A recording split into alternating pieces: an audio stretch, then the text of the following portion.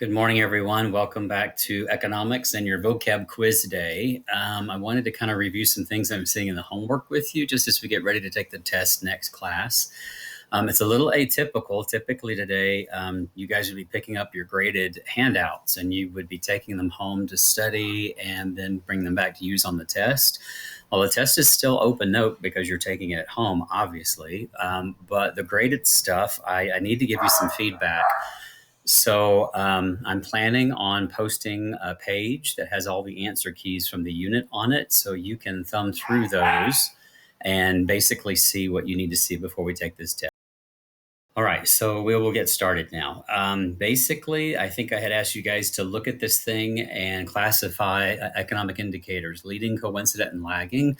And I think I had walked through that fairly well, trying to give you guys the explanation for why each of those would either be good news or bad news, and then what type of indicator it was. So I feel fairly confident that you got what you needed. If you have individual questions on these, then you just need to let me know. All right. The following page, we were trying to highlight and make sure that you had all the information on what happens when we are in the middle of a recession, or in the middle of a contraction, I should say, or at the top of a peak. Some of these numbers will rise as a sign of good economic information, but some of them will fall. I think the three that fall are unemployment claims, total inventories, and commodity prices. So just double check your work and make sure you've got what you need here, because you will see a couple of questions in that test about these specific things, okay? We're going to take a quiz over these different indicators, so let me just walk back through them with you quickly. Manufacturing labor hours. Basically, guys, it's a measure of the length of the work week and how long people are actually working. When we see that number fall, we assume that manufacturers are cutting back on hours because they're worried about labor costs. And that's why it's a really good indication of future economic well-being and health. If manufacturers are cutting back on the number of hours they're giving, then that can show up as a real downturn in the economy. So, of course, you understand unemployment claims. New durable goods orders, I think, is okay. Maybe I should talk about delayed deliveries. This sounds like a bad thing when you consider yourself a consumer getting something from, say, a company like Amazon, right? You want your delivery to happen as quickly as possible. But it's really important that you mentally step back from the economy and think about how much economic activity you're seeing. If those orders are arriving too quickly, that means there's not very much for the companies to do.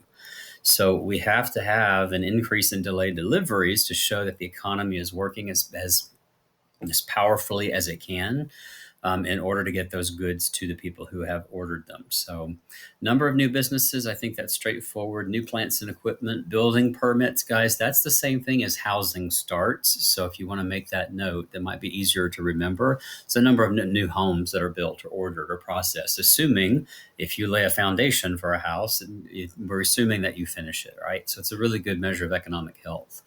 Total inventories, want you to understand that's a measure that comes from the warehouse. If stuff is backing up at the warehouse and total inventories is rising, then that means it's not ending up in the store being bought by consumers. So that's a number that you would hope to see relatively low.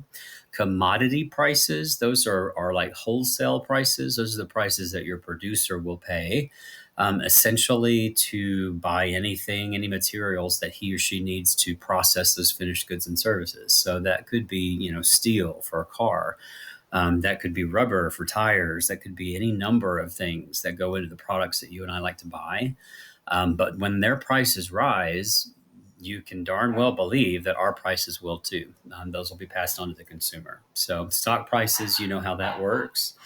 Money supply is tricky to understand because we do want to see a slight increase, but not more than 3%, because any more than 3%, then the economy is not going to be able to keep up. Okay, so we definitely have to put a little star on that one. Increase, yes, but no more than 3%. Okay, so I hope that gives you a little more insight on the economic indicators that you'll have. I'm going to flip now to the homework and just take a quick look at things that I'm seeing on the homework. Let me see here. As far as using the word bank for 1, 2, and 3, I think those are fairly straightforward. On number 1, you're dealing with the manufacturing goods side of the economy. So you'll be looking for numbers out of that word bank that have to do with manufacturing. On number two, we're talking about consumers and whether or not they're actually spending money. So I'm thinking things like new durable goods orders. Um, what else could we say from that list?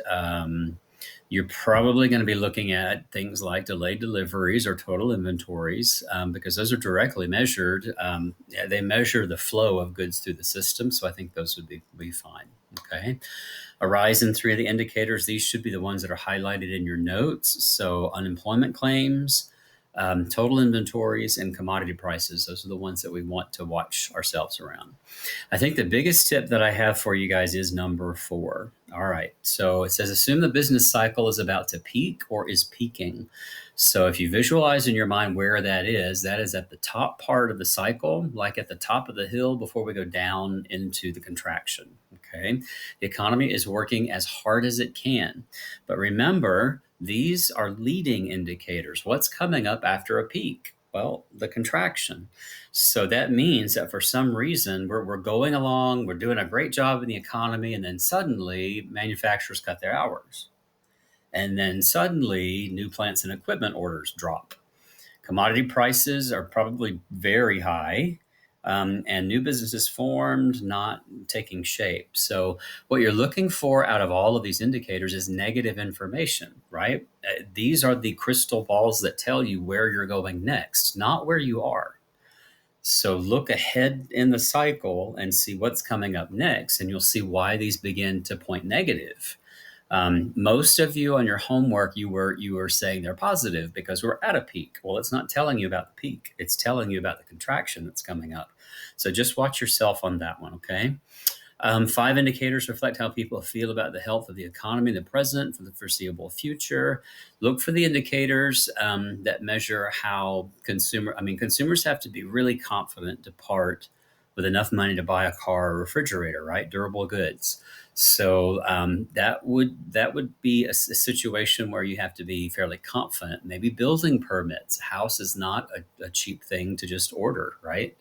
So those things are really good indications of consumer confidence. And then how could a decline in consumer confidence hurt the economy? We're basically talking about the fact that that 70% of everything we do in the American economy, when they feel bad, it shows up as a decrease in consumption. So you need to understand how that works.